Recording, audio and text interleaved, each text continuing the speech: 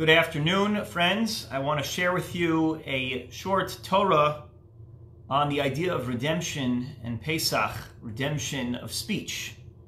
How Pesach really is predicated on this idea of refining the koach hadibur, refining the ability to speak. There's a story which is told about Reb Chaim that one of his Talmidim came to him, Reb Chaim Brisker, and began to offer an explanation of an in-depth, difficult sugya, a difficult concept that they were studying in Talmud, in Lamdos, and he began to speak. And he started to say over different svaras, and he retraced his words because they didn't quite make sense the first time around. So he started again. And each time he fumbled on his ideas, he fumbled on his words, and finally, in utter defeat, he turned to Reb Chaim and he said, "Rebbe, I know what it is I want to say. I just don't know how to say it." And the story goes that Reb Chaim said to him, if you don't know how to say it, in all likelihood, you probably don't know what it is you'd like to say. The way we speak, the way we articulate ourselves is the greatest expression of the inner clarity, of the inner redemption that we experience. And so the more a person is enslaved, the greater the likelihood that that individual will lack the ability to articulate his or her own words, his or her own experience. And therefore, the ultimate expression of redemption on Leil HaSeder, the holiday of Pesach, is precisely as the Hasidim darshan Pesach. The mouth begins to speak, and the more we speak, the freer we feel. This is why when someone gets drunk, right, they speak and speak because they feel free. They're unrestrained.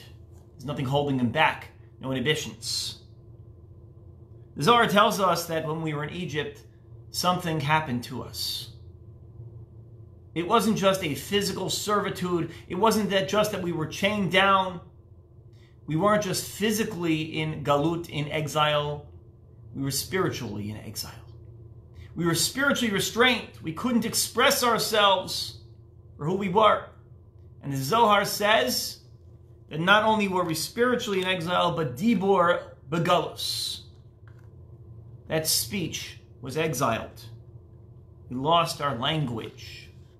We lost our ability to say what we mean, to mean what we say, to articulate our own pain, grief, yearnings, ambitions, tfilos.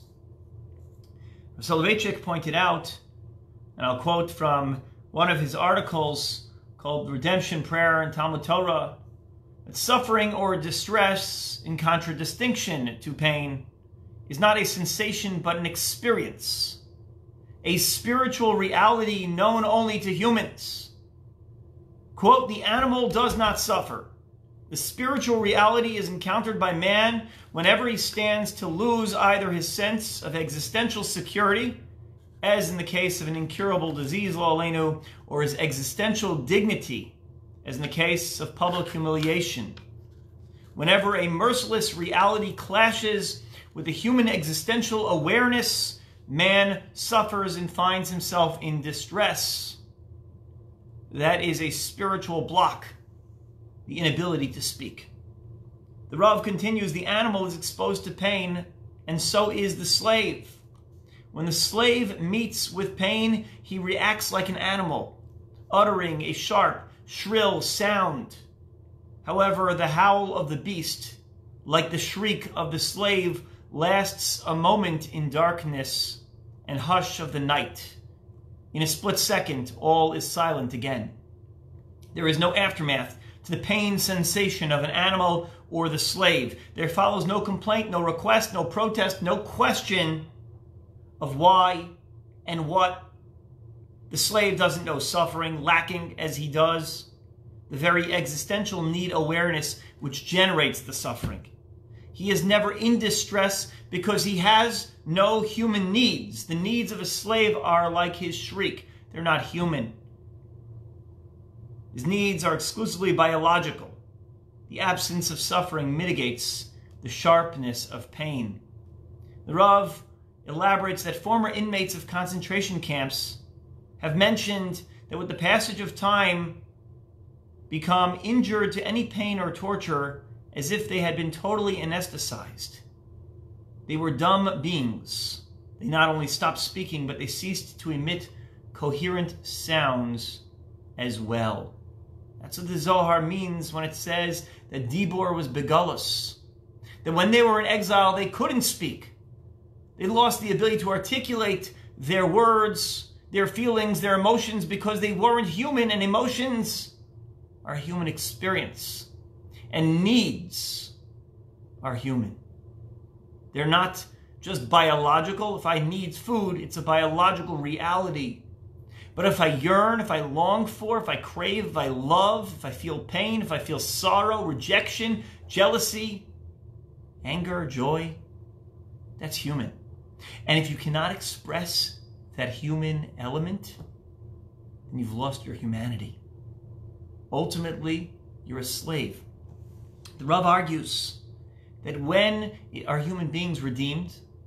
When do they become free people? When do they go from galut to geulah? When they begin to speak. This starts at first with a cry, with an articulation of pain, even in small words that don't even quite make sense, little syllables, little sentences that are something more than a shrill cry. And then they develop into full sentences and in essays and books and volumes, treatises. But a person who begins to articulate his pain, it starts out almost childish in nature. Think about the way we say our slichos when we're desperate, when we're frightened, when we're in pain, when the time is limited. The most painful expression of slichos, the most desperate time is ne'ilah, when the sentences aren't even complete.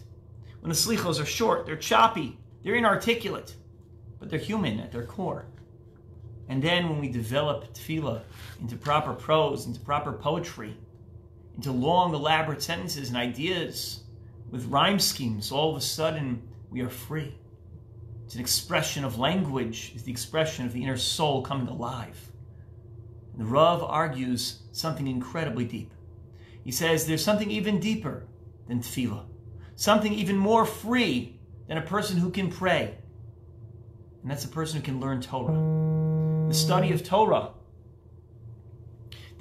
Torah is itself the greatest expression of a free person's words, the greatest articulation of a person's inner yearnings, inner godliness, tselem Elokim emerging.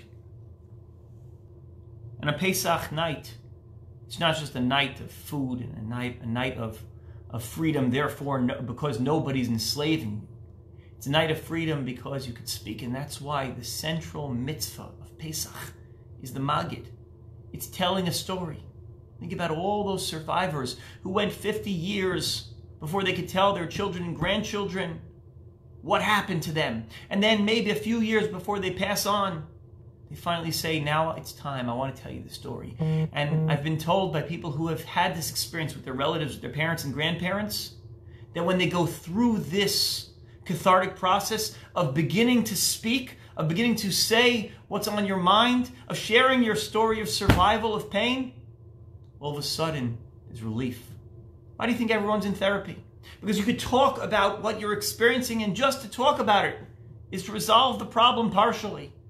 It's to address the problem. It's to say I have the ability to bring the inner pain that's penned up inside of me into the outside world and find relief and find comfort and find acceptance. Pesach night is when we go from animals to humans, from slaves to free people, and the ultimate expression of that is our words, our prayers, and ultimately Talmud Torah. I want to share one thought in light of our ongoing crisis. One of the great companies to emerge victorious in this time when everyone else is suffering is the Zoom company. Zoom conferences, right? Social media is doing well in general, but Zoom, it's like they low aleinu, but they hit the lottery no one wants to hit. And in a time when you have Zoom conferences and Zoom shiurim and Zoom divrei Torah, it asks us to ponder, what is this notion of Zoom? Zoom is not just a two-way conversation or multi-directional conversation, but it allows people to genuinely speak. right? The downside of a recording is it's a one-directional relationship. It's only going one way. But when you engage in a conversation, it's two ways, but there's a chisaron, there's a problem with conversation. Usually the dominant personalities, the extroverts, what do? They dominate the conversation. The personalities, you know who they are. They walk into a room and they own that room. They're in control. They're filled with charisma. And the quiet people, they're subdued. On the sidelines, they watch and they observe, but they're not really part of the conversation. Something unique with the whole Zoom thing is when one person's talking, a green box lights up around their profile and nobody else can talk. And then when someone else speaks, they can speak. There's even a hand-raising icon at the bottom. But Zoom doesn't just allow us to interact, but what it's allowing us to do is to take turns and listen to the other person. You cannot speak when the other person's speaking. The program will glitch out. Imagine if, when we get back to society again, if we practiced this Zoom technology with our words. When you speak, someone else listens. When they speak, you listen. It'd be unbelievable. The redemption of the relationships that will come out of that. If you could simply sit and listen to other people who are talking. That's Pesach. The mouth speaks. And ultimately, it's through that, says the Zohar, that we become free, the Jews and the world. The ability to hear one another speak, to listen, to express ourselves, and ultimately connect to the godliness within.